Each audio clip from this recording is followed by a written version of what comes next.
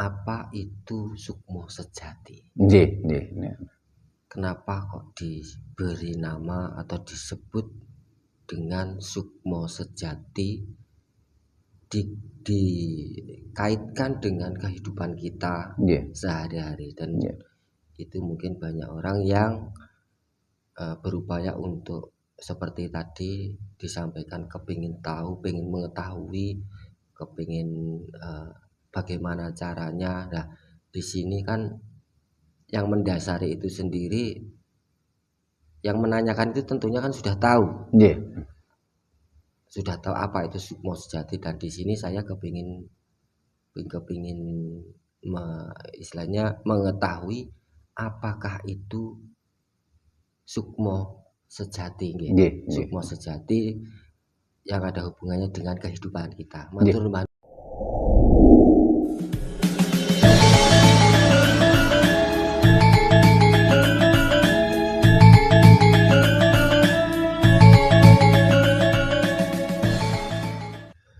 Rahayu.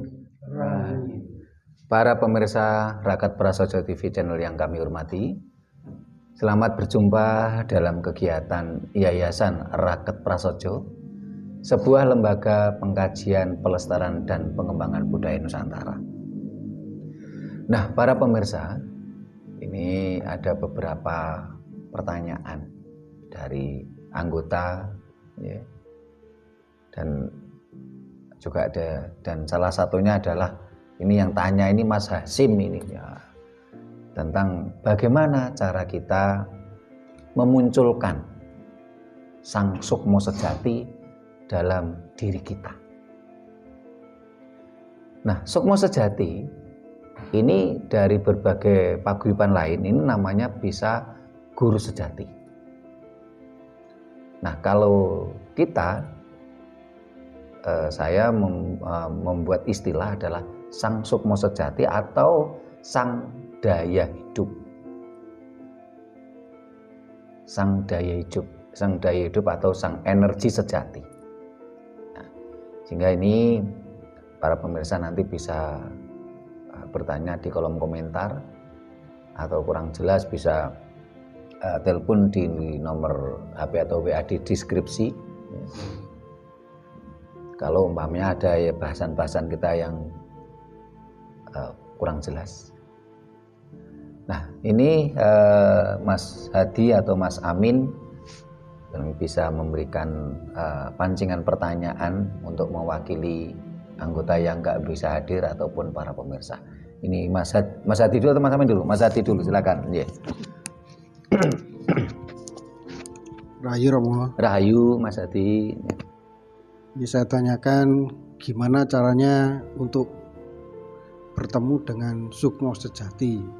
Apa dengan cara meditasi atau dengan cara bakar dupa atau dengan cara yang lain? Terima kasih Mas Hadi. Mas Amin ya? Pertanyaan silakan.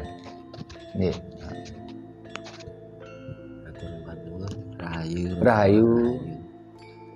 Seperti yang disampaikan, topik kita hari ini adalah sejati. Memunculkan sukmo sejati dalam diri kita. Ini kalau timbul pertanyaan yang mungkin belum saya ketahui dan butuh jawaban. Apa itu sukmo sejati? Kenapa kok diberi nama atau disebut dengan sukmo sejati, dikaitkan dengan kehidupan kita sehari-hari, dan itu mungkin banyak orang yang berupaya untuk seperti tadi disampaikan, kepingin tahu, pengen mengetahui, kepingin bagaimana caranya. Nah, di sini kan yang mendasari itu sendiri, yang menanyakan itu tentunya kan sudah tahu. Sudah tahu apa itu sukmo sejati, dan di sini saya kepingin istilahnya mengetahui apakah itu sukmo sejati.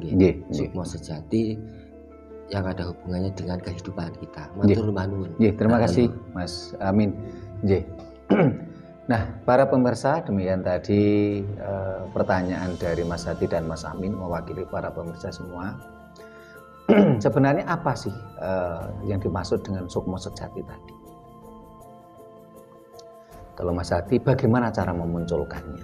Ini pertanyaannya saya jawab yang dari Mas Amin dulu supaya searah. Yang dimaksud dengan sukmo sejati itu adalah sang energi sejati. Karena memang sang urip sejati. Karena memang di dalam konsep ajaran Jawa, urip itu langgeng. Hidup itu kekal. Energi itu kekal. Urip itu kekal. Sehingga bagi orang awam, ini seringkali ini kan salah cara memasangkan. Banyak orang awam mengatakan lawan kata dari mati itu adalah hidup. Nah, ya, dari lawan kata mati itu adalah hidup. Padahal kalau kita cermati di dalam ajaran Jawa dinyatakan bahwasanya urip itu langgeng. Urip itu tidak ada lawan kata. Urip itu langgeng, hidup itu kekal. Jadi orang Jawa itu hidupnya kekal. Yang tidak kekal adalah materialnya atau raganya. Jadi kalau lawan katanya mati adalah lahir. Jadi saya ulang lagi, lawan kata mati adalah lahir. Lawan kata kematian adalah kelahiran. Tetapi yang nama hidup itu tidak ada lawan kata. Hidup itu adalah berdiri sendiri. Hidup itu kekal.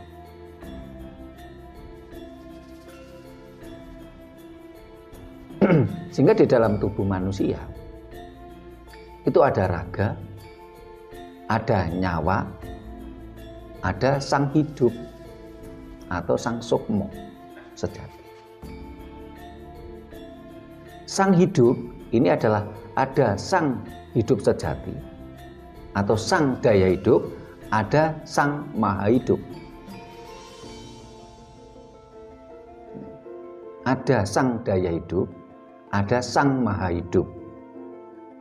Kalau dalam bahasa Jawa ada sukmo sejati, hidup sejati, urip sejati, dan sukmo kawekas. Sukmo kawekas adalah hidup yang tiada awal dan tiada akhir.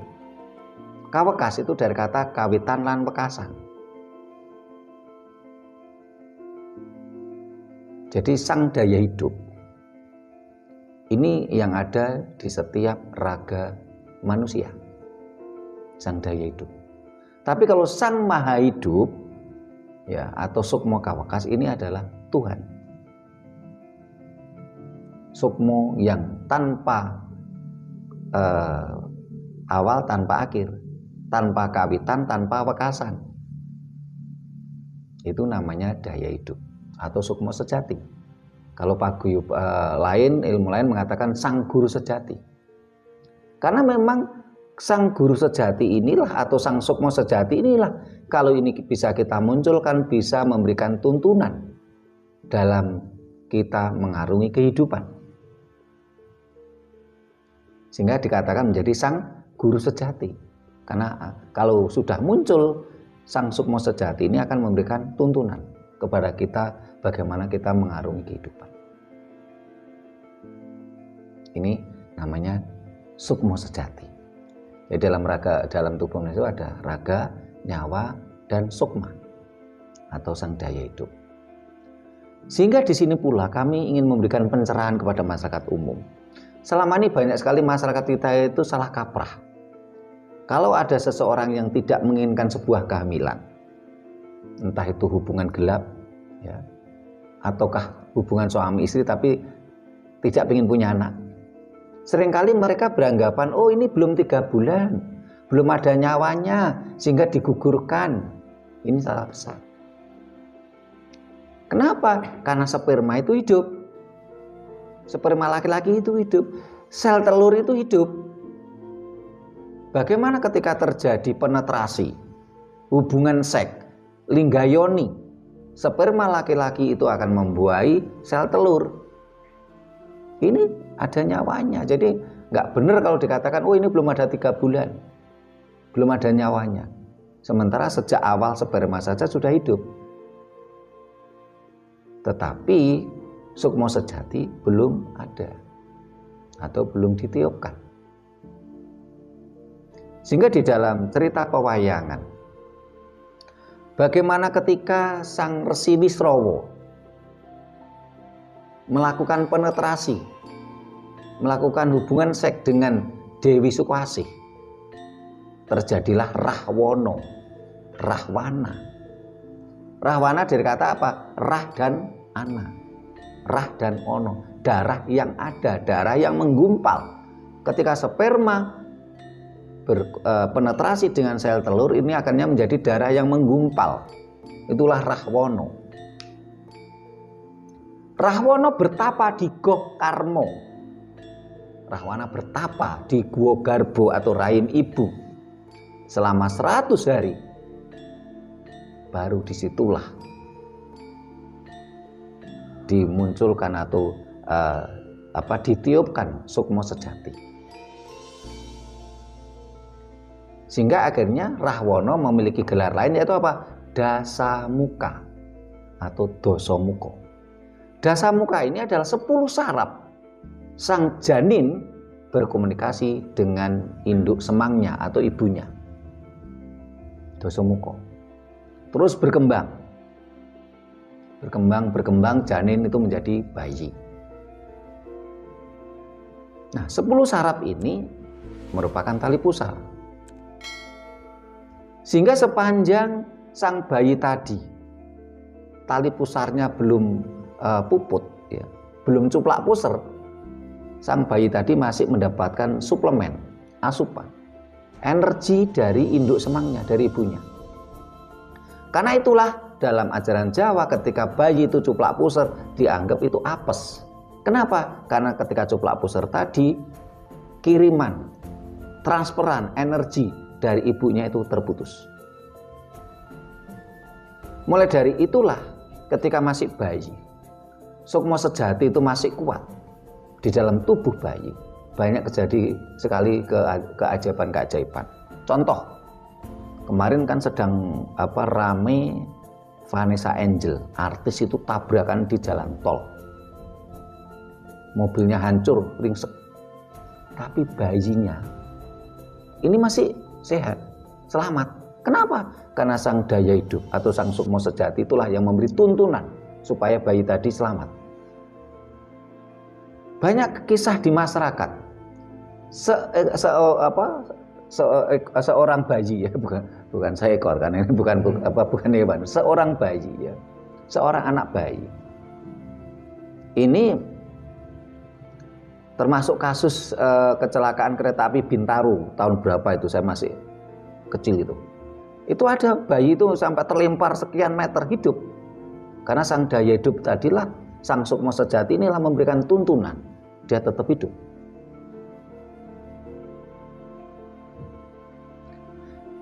Termasuk kisah di masyarakat, ada anak bayi, ya, di dalam kamar. Di luar ada orang jahat, dia menangis. Karena daya hidupnya tadi tahu, memberikan tuntunan, di luar ada orang jahat. Ini yang sang daya hidup. Nah, sang daya hidup ini ke pertanyaannya Mas Hadi, bahkan memunculkannya. Sang daya hidup ini dalam perkembangan sang bayi tadi, ketika dia mulai mengkonsumsi sari-sari makanan, disitulah untuk memunculkan kerjanya sang daya rasa dan daya nalar. Karena daya rasa dan daya nalar itu yang dibutuhkan adalah sari-sari makanan. Sehingga ketika anak-anak kita suplemen makanannya itu kurang, mesti bodoh. Karena sari-sari makanannya kurang. Kalau ingin cerdas bagaimana? Ya sari-sari makanannya harus baik supaya anak itu cerdas. Tetapi ketika sari-sari makanan mulai dikonsumsi oleh sang anak bayi, otomatis lama-lama daya nalarnya berkembang, daya rasanya berkembang, daya hidupnya mulai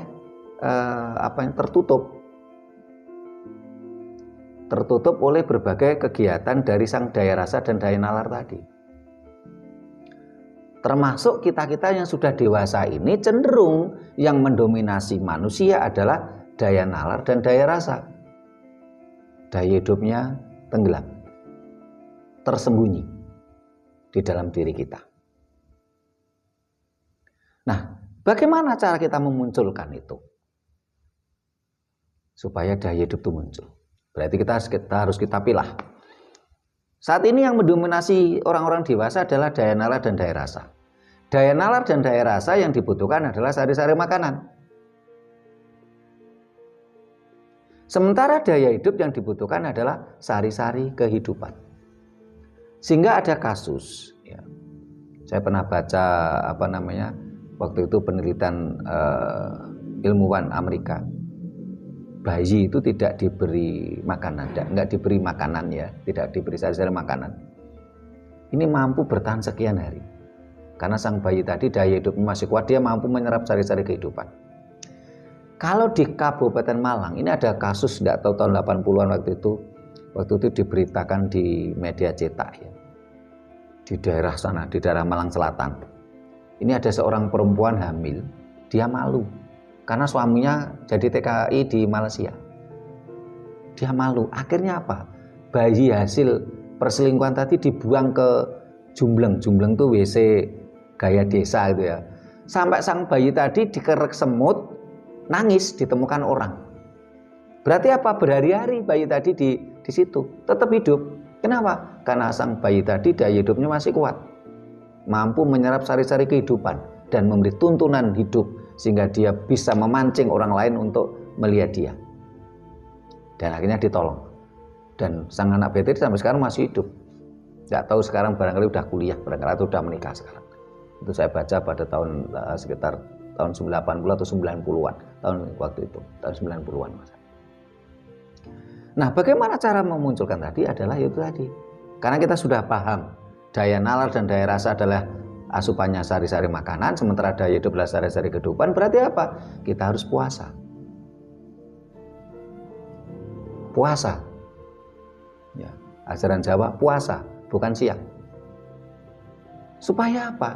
Supaya sari-sari makanan dalam tubuh kita, sari-sari mineral dalam tubuh kita dari energi anasir tanah, air, api, dan udara itu seimbang. Seimbang dan terkendali.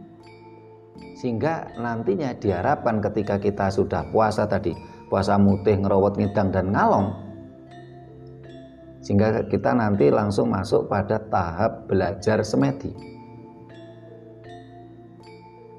Belajar semedi ya, itu fungsinya adalah bagaimana mengistirahatkan daya nalar dan daya rasa supaya daya hidup itu muncul. Semedi para pemirsa, bukan meditasi. Karena meditasi dengan semedi itu beda. Selama ini banyak orang yang kurang begitu mempelajari dianggapnya semedi dan meditasi itu sama. Beda. Meditasi itu dari bahasa Belanda, dari kata meditate, concentrate. Sebuah bentuk meditasi itu adalah konsentrasi. Sehingga orang belajar meditasi biasanya memakai sarana titik fokus. Bisa cermin sambil memandang dirinya sendiri, bisa lilin ya, atau bisa misalnya titik fokus meditasi. Tetapi kalau semedi tidak. Semedi itu adalah ajaran Jawa yang intinya adalah bagaimana kita mengistirahatkan ya, nyuwungke daya nalar dan daya rasa supaya daya hidup itu muncul. Puasa jelas tadi supaya daya nalar dan daya rasa itu bisa kita kendalikan. Terus kita suwungke daya nalar dan daya rasa supaya daya hidup itu muncul. Dengan cara apa? Kita belajar bernapas. Tingkat dasar itu adalah nafas, tingkat kedua adalah nufus. Nafas itu adalah ambekan sing tumoto. Nufus itu adalah ambekan sing alus ya.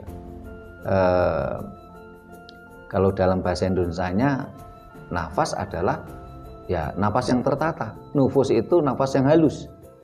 Terus yang tingkat 3 itu adalah tan napas, seolah-olah seperti tidak bernapas, ngelakoni mati sakjroning urip. Di situ untuk memunculkan daya hidup supaya mampu berkomunikasi dengan sesama daya hidup lain, sehingga kita bisa berkomunikasi dengan leluhur kita yang sudah meninggal. Dan lama-lama kita pun sukmo sejati kita bisa berkomunikasi dengan sukmo kawekas atau Tuhan. Dan di sini pun juga ada godaan. Orang Jawa bilang begalaning margi. Karena kalau sukmo sejati kita ini sudah muncul, seringkali kita pun bisa berkomunikasi dengan makhluk gaib atau wong alus. Sehingga kadang-kadang kita tergoda menjadi kita ini jadi supranatural. Nah, ini akhirnya tujuan utama kita untuk komunikasi dengan sesama sukmo sejati dengan leluhur kita, terus komunikasi dengan sukmo kawekas, kita menjadi nggak jadi ke sana karena tergoda. Ini. Nah, untuk belajar puasa lakukan terus-menerus. Untuk belajar bernapas, ini silakan bernapas, belajar bernapas ya.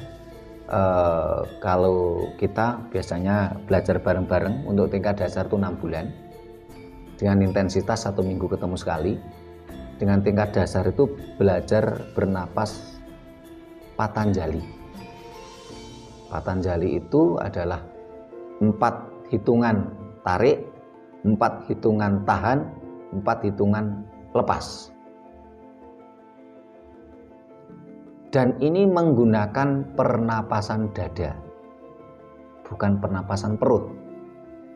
Karena kalau kita menggunakan pernapasan perut itu akan memunculkan energi kasar, energi ragawi.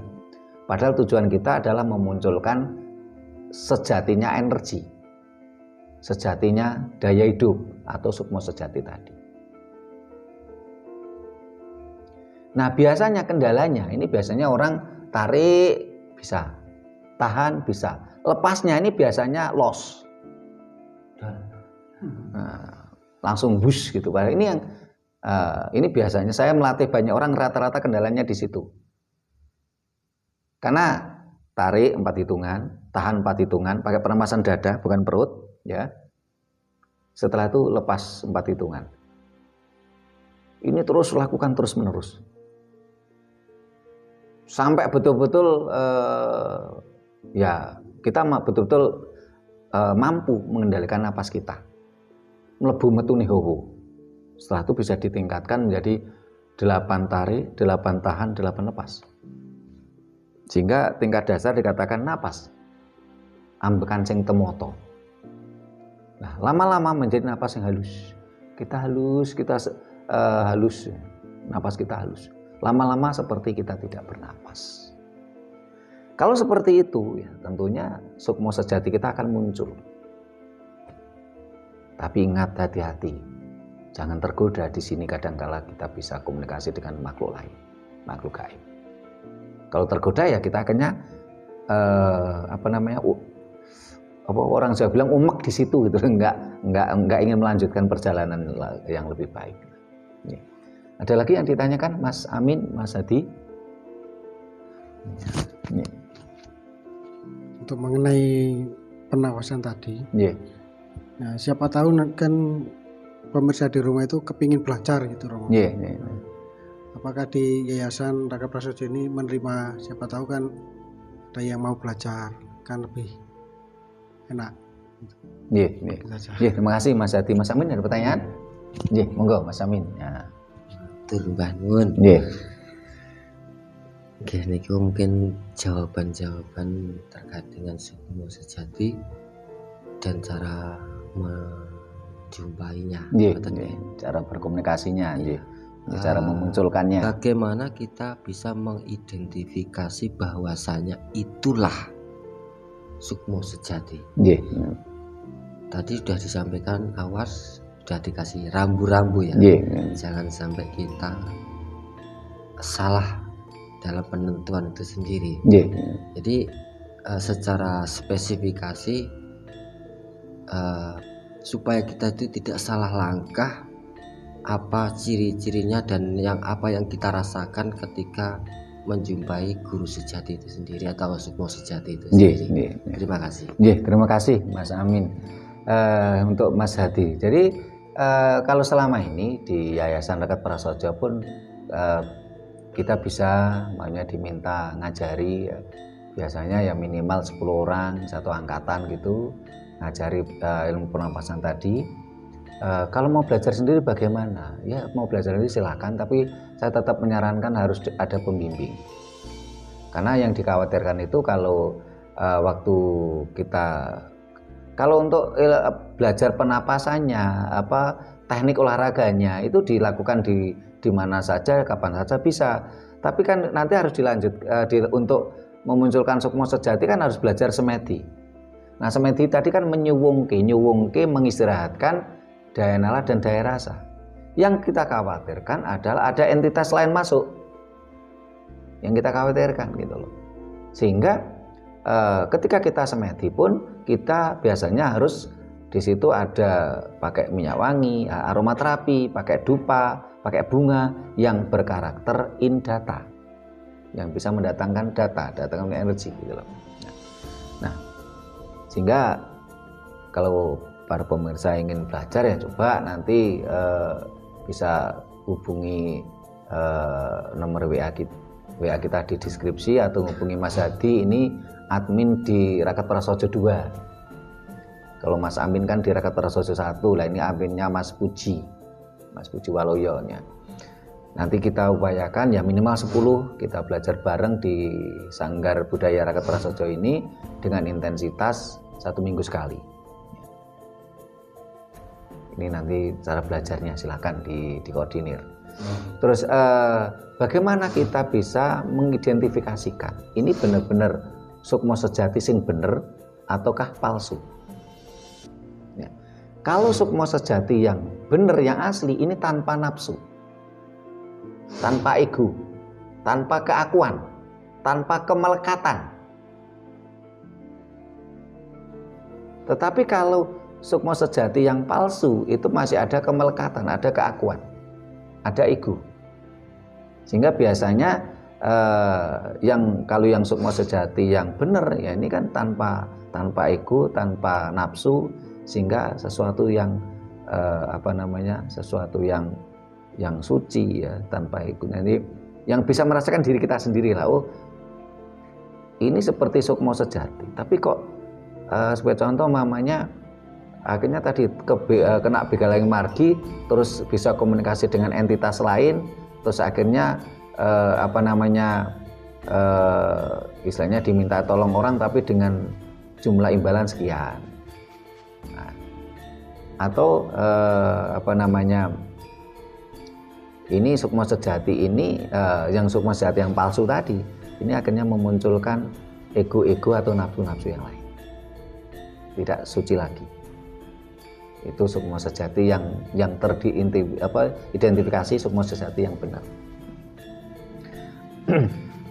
Karena di situ nanti juga harus kita seringkali kita juga harus bisa membedakan mana angen-angening menungso. Karena ketika kita meditasi seringkali seharusnya daya nalar itu kita istirahatkan, tapi kita belum mampu mengistirahatkan daya nalar, akhirnya akan berangan-angan. Karena ini sangat tipis perbedaannya. Kalau berangan-angan tentunya kan malah egonya keluar, angan-angan itu banyak ego, malah di situ dominasi ego malah kuat malah. Ngaten Mas Amin, jelas? Nggih. Nah, ada lagi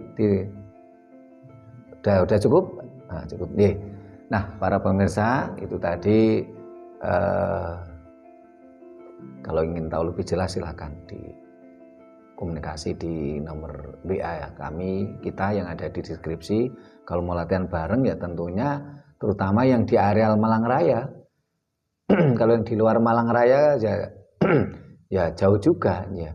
Sebenarnya dengan jarak jauh itu kita upayakan ya, mudah-mudahan Karena dengan konsep energi kekal itu bisa lewat jarak jauh. Tapi selama ini kita belum pernah melakukan itu.